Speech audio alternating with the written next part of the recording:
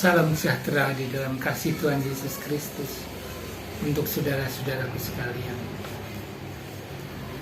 Renungan hari ini diberi judul Anak-anak Allah.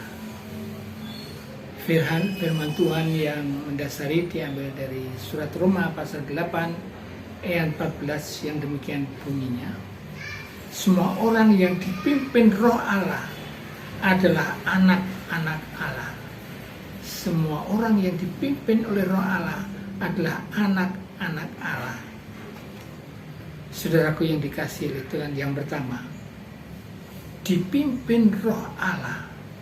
Bahwa Roh Kudus itu ada di dalam kita dan mengarahkan, mendidik kita, memimpin kita agar kita tetap berpikir dengan kuasa Roh itu. Kita berbicara dengan kuasa Roh itu. Kita bertindak berdasarkan Roh itu. Sehingga kalau kita dipimpin Roh Allah ini, kehidupan kita selaras dengan firman Tuhan. Pasti itu mengarahkan hidup kita yang benar, yang benar, yang benar. Bukan yang sesat atau yang berdosa, tidak. Roh Kudus mendorong kita agar kita bertekun terus dalam firman Tuhan, taat pada firman Tuhan. Roh Kudus mendorong kita untuk sungguh-sungguh berdoa setiap saat dan lain-lain sebagainya. Itulah kehidupan yang dipimpin oleh Roh Allah. Bagian yang kedua, orang yang dipimpin Roh Allah itu berhak menjadi anak-anak Allah. Artinya Tuhan Allah sendiri yang mengangkat kita menjadi anak-anaknya. Luar biasa Tuhan, haleluya. Allah sendiri yang mengangkat kita, mengesahkan kita menjadi anak-anak Allah,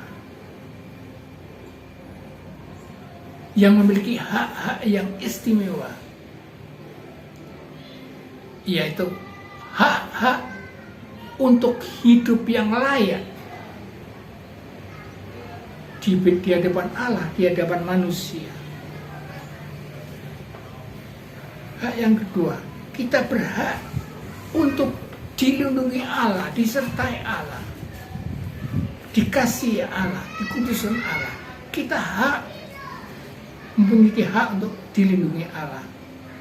Hak yang ketiga, hak untuk bersukacita, berbahagia di dunia ini maupun di surga.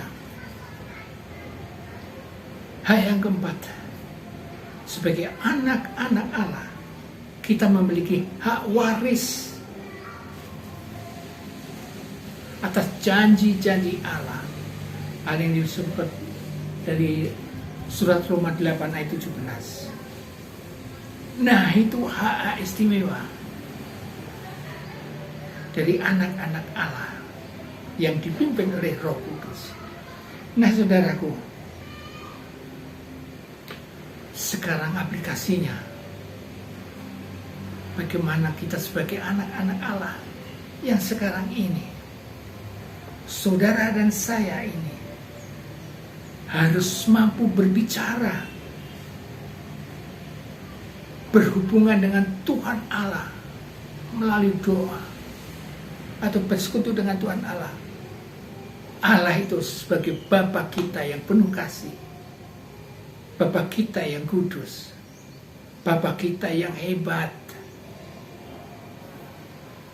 Nah, yang kedua, saudara-saudaraku, kita sudah dipimpin oleh Roh Kudus yang mendidik kita ke arah kebenaran, kekudusan, dan kasih. Berarti terhadap sesama kita harus benar, harus kasih, harus baik, harus kudus. Tidak hanya kepada sesama, tapi kepada lingkungan kita, terutama kepada Tuhan dan lingkungan kita. Kita harus benar-benar menunjukkan bahwa Roh Kudus memimpin kita. Yang ketiga, jangan heran kalau Tuhan Allah akan mendisiplin kepada anak-anak Allah. Jangan heran, karena disiplin kini untuk menguji kita, memberikan kekuatan kita, untuk memberikan cobaan kita yang tidak melebihi dari kekuatan kita. Sebagai kita anak-anak Allah yang tangguh. Nah, kalau kita sebagai anak-anak Allah yang tangguh, jangan hanya kita miliki saja. Jangan hanya kita miliki saja.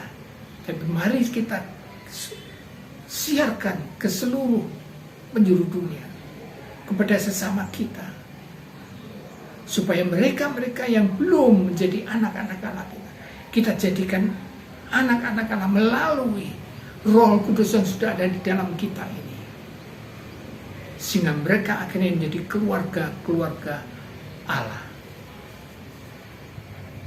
Kita terhadap orang-orang percaya bukan sebagai teman atau sahabat, tidak. Terhadap mereka kita adalah keluarga besar, keluarga anak-anak Allah, keluarga kerajaan surga. Nah, saudara yang dikasihi Tuhan, firman Tuhan untuk menutup renungan hari ini diambil dari surat Roma pasal 8 ayat 16 yang demikian. Roh itu bersaksi bersama-sama dengan roh kita bahwa kita adalah anak-anak Allah. Immanuel. Amin.